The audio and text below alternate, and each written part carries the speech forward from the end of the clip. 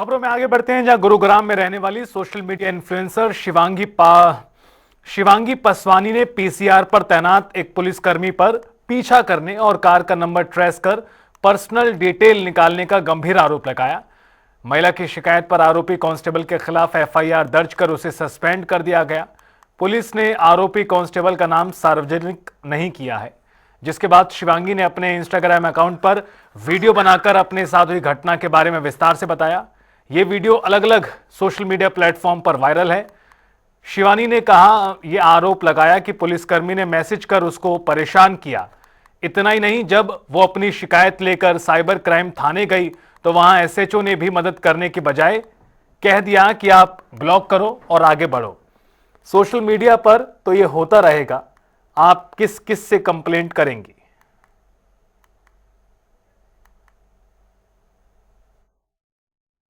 I am very much disturbed right now and I want you guys to watch this video till the end. पिछले Sunday को 14 सितंबर की रात के 12:30 बजे मैं कहीं से वापस आ रही थी। I was alone, I was driving, और 1:45 बजे करीब जब मैं घर पहुंची तो मुझे अपनी रील पे कमेंट आता है किसी सिमरन चोपड़ा की आईडी से कि मैम आप वही हो जो इस नंबर गेट से निकल के इस नंबर गेट में घुसे हो अपनी व्हाइट पंच कार में। And initially I thought it's some female follower जिसने मुझे स्पॉट किया, टेक्स्ट किया, जो कि होता रहता है मेरे साथ। तो मैंने उसमें नॉर्मली कमेंट कर दिया कि आपने इतनी रात में मुझे कैसे पहचाना। तो which the reply I got was कि मैम पुलिस की नज़र बहुत तेज होती है, डीएम में बात करें। And I was shocked. मुझे उस टाइम रियलाइज हुआ कि एक पीसीआर वैन थी जो मेरे आगे पीछे 1-2 चक्कर काट रही थी। एंड मुझे एकदम से डाउट हुआ कि ये शायद वही बंदा है। मैंने उसको ऐड किया एंड आई टेक्सटेड हिम कि आप कौन हो और मुझे क्यों मैसेज कर रहे हो।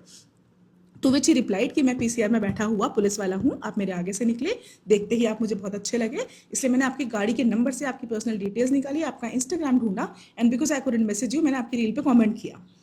And I was so shocked ये सोच के कि एक पीसीआर वाला जिसको कि गवर्नमेंट ने हमारी सेफ्टी और सिक्योरिटी के लिए अपॉइंट किया है, वो इस तरह से मेरे लाइव मूवमेंट ट्रैक करके मेरी पर्सनल डिटेल्स निकाल के मुझे इस तरह से मैसेज कैसे कर सकता है।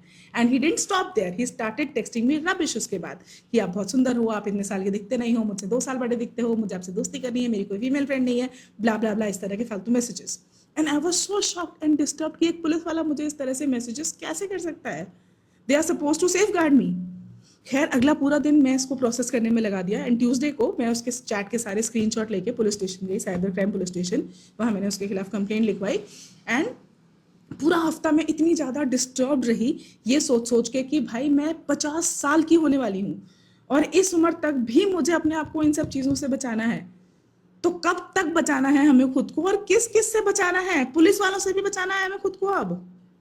खैर उसके बाद 8-9 दिन बाद आज पुलिस वालों ने उसको ट्रेस कर लिया और मुझे बुलाया स्टेशन पे, उसको भी बुलाया और हमें कंप्लेंट के साथ एसएचओ के सामने पेश किया।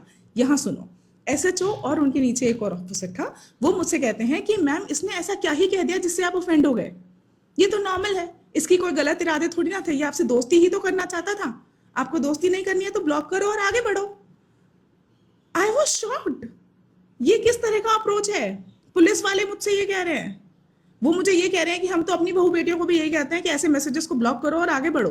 आपके 2 लाख फॉलोअर्स हैं, उसमें से कोई 2-4 तो ऐसे निकलेंगे ना। आप कब तक कंप्लेन करते रहोगे ब्लॉक करो और आगे बढ़ो? अरे क्यों ब्लॉक करें, क्यों जाने दें? इस उम्र तक आते आते भी मुझे ये सब चीजें झेलनी पड़ रही हैं, तो जवान लड़कियों का क्या हाल हो रहा होगा।